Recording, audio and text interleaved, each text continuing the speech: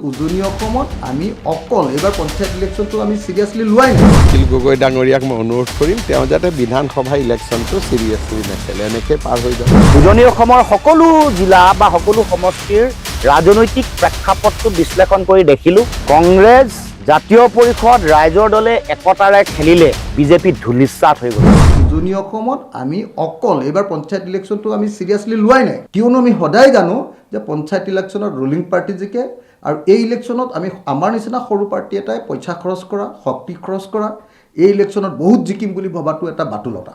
Panchayat election কোনদিনা যায় সেইটোলৈহে ৰৈ আছিলোঁ অথনি ইমান দিন ধৰি। পঞ্চায়ত ইলেকশ্যনটো যিদিনাৰ পৰা যাব সেইদিনাৰ পৰাই আমি চিৰিয়াছলি কাম কৰিম। মানে এতিয়া সঁচা সঁচি কথা ক'বলৈ গ'লে কংগ্ৰেছৰ লগত আমাৰ তুলনা হয়। এতিয়া বেলেগ পাৰ্টিৰ লগত আপোনালোকে তুলনা কৰি থাকি লাভ যায় আৰু এজিপিৰ লগতো যদি তুলনা কৰে, এজিপিয়ে যিমান আসনত খেলিছে তাতকৈ আমি কম আসনত খেলি ভাল ৰিজাল্ট পাইছোঁ। এখনো জিলা পৰিষদ পোৱা নাই, আমি 3খন জিলা পৰিষদ পালোঁ, আমি সৰু পাৰ্টি, আৰু 0খন জিলা পৰিষদ পাই তেওঁলোক ডাঙৰ পাৰ্টি। অখিল গগৈ ডাঙৰীয়াক মই অনুৰোধ কৰিম তেওঁ যাতে বিধানসভা ইলেকশ্যনটো চিৰিয়াছলি নেখেলে, এনেকৈ পাৰ হৈ যাওক। আৰু কোনটো ইলেকশ্যন চিৰিয়াছলি খেলিব তেওঁ নিজে চিন্তা কৰি লওক, কৰিলে হ'ল। মই এইটোৱে ভগৱানক প্ৰাৰ্থনা কৰিম অখিল গগৈ যাতে বিধানসভা ইলেকশ্যনটো চিৰিয়াছলি নেখেলে।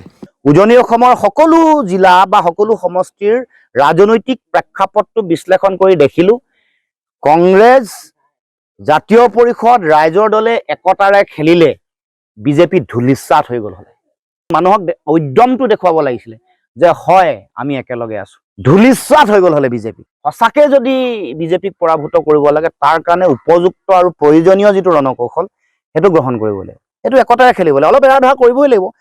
পুৰণা দল হ'ব পাৰে, ডাঙৰ দল হ'ব পাৰে, কিন্তু এৰা ধৰাটো সকলোৱে কৰিব লাগিব। কংগ্ৰেছেও কৰিব লাগিব, আমিতো কৰিবলৈ প্ৰস্তুত। জনগণৰ মনৰ আহ্বান আৰু হৃদয়ৰ কথা যদি আমি উপলব্ধি কৰিব নোৱাৰোঁ, ৰাজনীতি মানুহৰ কাৰণে, জনগণৰ কাৰণে, ঘৰ বনাবৰ কাৰণে, সম্পত্তি গোটাবৰ কাৰণে ৰাজনীতি কোনোবাই যদি কৰিছে এইটো আমাৰ ৰাজনীতি নহয়।